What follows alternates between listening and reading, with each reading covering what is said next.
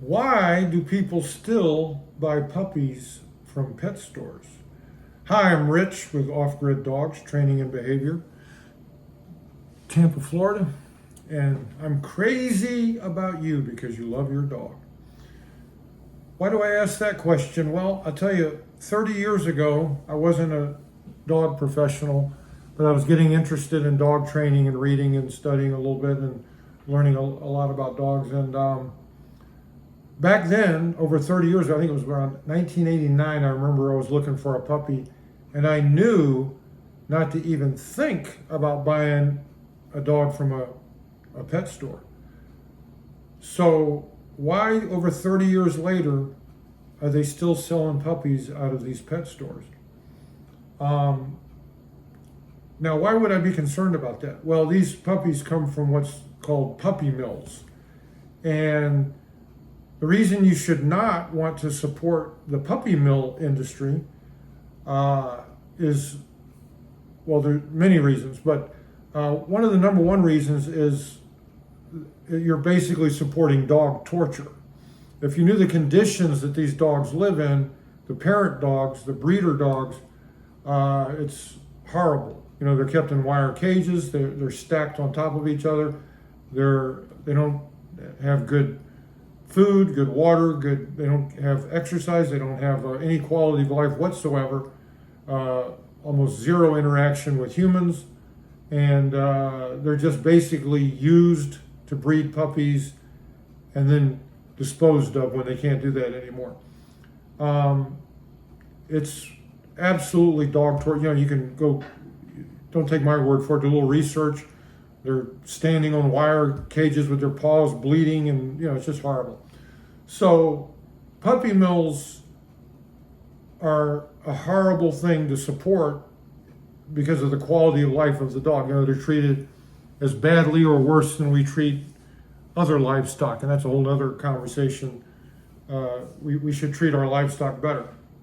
But for those of us that love dogs, it's hard to think about a dog having a life that cruel, and it's not even a life, you know, for the dog. Also,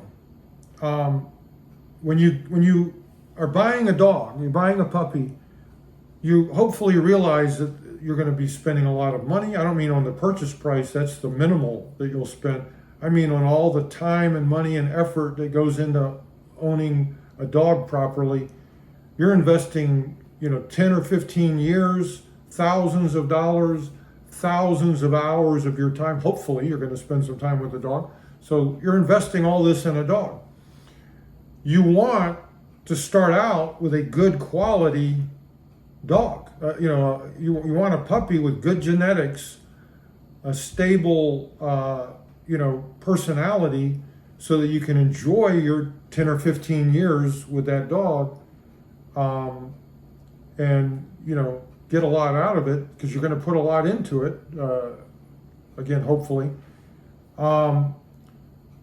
So you need to start out with a puppy that gives you a chance for that with good genetics. The ethical breeders will go to great lengths, great expense, great trouble to make sure that they're combining two parents that will provide good quality, stable puppies.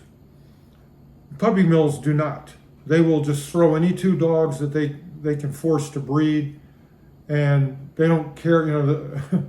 They could care less about the quality of the dog's genetics, what kind of an outcome the puppy's going to be. If this mom or this dad has mental issues, you don't want to breed them. Oh, they don't care. They're going to breed them.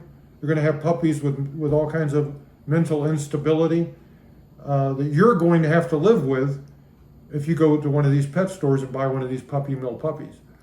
So you're going to have behavior problems. You're going to have health issues big time. Just imagine, first of all, the most important time in your puppy or your dog's life is before you get him.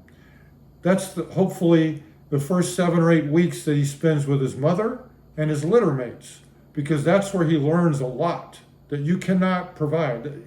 That's why you do not want a dog any earlier than 7 or 8 weeks, because he needs to be with his mother, he needs to be with his litter mates, so he can learn a lot of stuff that a puppy needs to know, to be socialized. If you ever have seen a dog that was taken away from his mother too early, you'll see what I mean. He'll have all kinds of behavior issues. So that's very important. They learn so much from their mom and their litter mates, and spending that first 2 months of life in the litter, that it's crucial, and this is why you want to be so thorough when you investigate breeders before you purchase a puppy. You want to make sure that they're having a nice beginning to their life, because if they don't, then that's going to come back on you as the pet owner when you try to take care of that dog. So just imagine being born a puppy in a puppy mill. God only knows how stressed and how,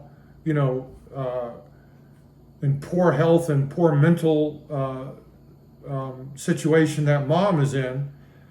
And you don't think she's going to pass that down to her puppies? You don't think when the puppy's in the womb and the mother is living in a puppy mill with no life at all, totally stressed out, that's not going to affect those puppies? And then if they even get to be with the mom for 7 or 8 weeks, they probably don't. But whatever time they do spend with the mom, it's a horror show.